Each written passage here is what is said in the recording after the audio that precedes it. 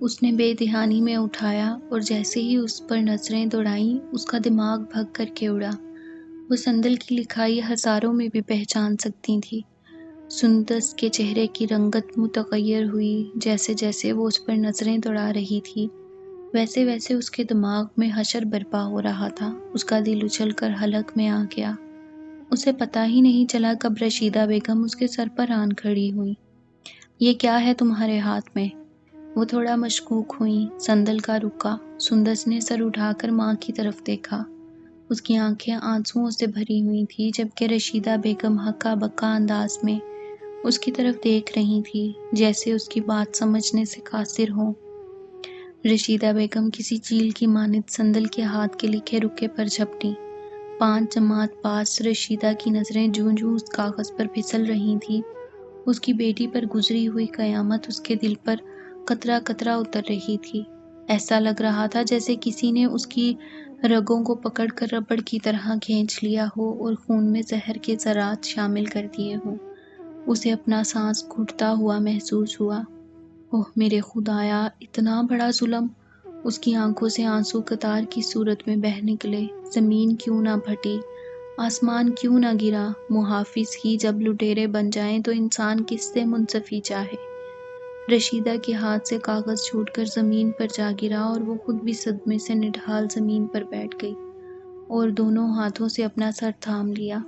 اس کا دل چاہ رہا تھا کہ وہ ایسے بین ڈالے کہ مری شہر کے سارے پہاڑ زمیں بوس ہو جائیں۔ وہ جو سمجھتی تھی کہ سندل پر کسی آسیب کا سایہ ہو گیا ہے، اس نے اس بھوت کا مکروہ چہرہ وحاج کی شکل میں دیکھ لیا تھا، اور اس کربناک حقیقت کو تسلیم کرنے کے لیے فی الحال دل و دماغ راضی نہیں تھے۔ اماں، تجھے اپنی بیٹی کی آنکھوں میں چھپی اذیت کیوں سمجھ نہیں آئی؟ مائیں تو بیٹیوں کے دلوں میں جھانک لیتی ہیں۔ سندس بے آواز رو رہی تھی اور اس کے چھوٹے بہن بھائی الجھن بھری نگاہوں سے یہ سارا منظر دیکھ رہے تھے۔ رشیدہ کی تو لگتا تھا کہ قوت گویائی ہی چھین گئی تھی۔ اس نے پورا زور لگا کر بولنے کی کوشش کی، لیکن گلا ساتھ چھوڑ گیا تھا۔ بے بسی کے گہرے احساس کے ساتھ اس کی آنکھیں بھی نمکین پانیوں سے بھر گئیں۔ اماں، تیری بیٹی تو بہت غیرت اور حیا والی نکلی۔ اس نے کسی اور امتحان میں ڈالنے کی بجائے خود موت کا کفن پہن لیا۔ سندس کی باتیں اس کی ماں کا کلیجہ چیر رہی تھی، لیکن رشیدہ کی تو عمر بھر کی کمائی اس کے مالکوں نے لوٹ لی تھی۔ اس صدمے نے اسے گونگ کر دیا تھا۔ اماں، تو بولتی کیوں نہیں ہے؟ سندس بے ساختہ ماں کے گلے لگی اور ہچکیوں میں رونے لگی۔ یہ تو سراسر ظلم ہے۔ وحاج صاحب نے کہ کیا میری بیٹی کو کوئی مٹی کی بے جان مورتی سمجھ لیا تھا؟ ارے کچھ تو اتنے سالوں کی غلامی اور وفاداری کا خیال کیا ہوتا۔ انہوں نے تو کتوں سے بھی بدتر سلوک کیا ہمارے ساتھ۔ وہ روتے ہوئے بے ربط انداز میں بول رہی تھی۔ ان کو ذرا شرم نہیں آئی؟ اگر درِ شہوار بی بی کے ساتھ کوئی ایسا کرے تو ان کے دل پر کیا گزرے؟ سندس کا دل پھٹ رہا تھا اور اس کی باتیں اس کی ماں رشیدہ کے دل و دماغ کے پرخچے اڑا رہی تھیں۔ اللہ کرے برباد ہو جائیں سارے کے سارے، کہیں منہ دکھانے کے قابل نہ رہیں، کیڑے پڑے ان کی قبروں میں۔ وہ جذباتی ہو کر اب بد دعاؤں پر اتر آئیں۔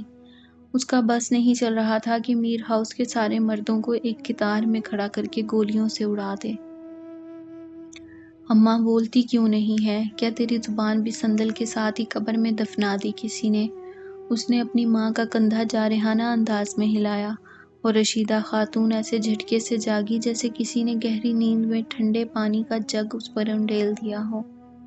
یہ سب گھٹیا لوگ ہیں۔ ابا سے بات کر، اب ہمیں یہاں 1 منٹ کے لیے نہیں رکنا۔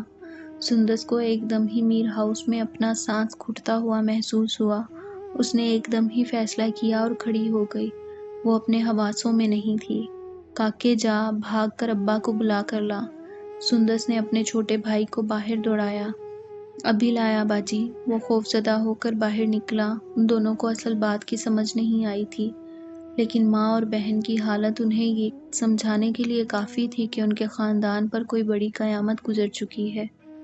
سندس نے کمرے میں موجود واحد الماری سے کپڑے نکال نکال کر زمین پر پھینکنے شروع کر دیے، جبکہ رشیدہ خاتون نے چارپائی کے پائے کو پکڑ کر اٹھنے کی ناکام کوشش کی اور لڑکھڑا گئیں۔ اسے لگا جیسے وہ ساری زندگی نہ تو اپنی اولاد کے سامنے اور نہ ہی زمین پر اپنے قدموں پر کھڑی ہو سکے گی۔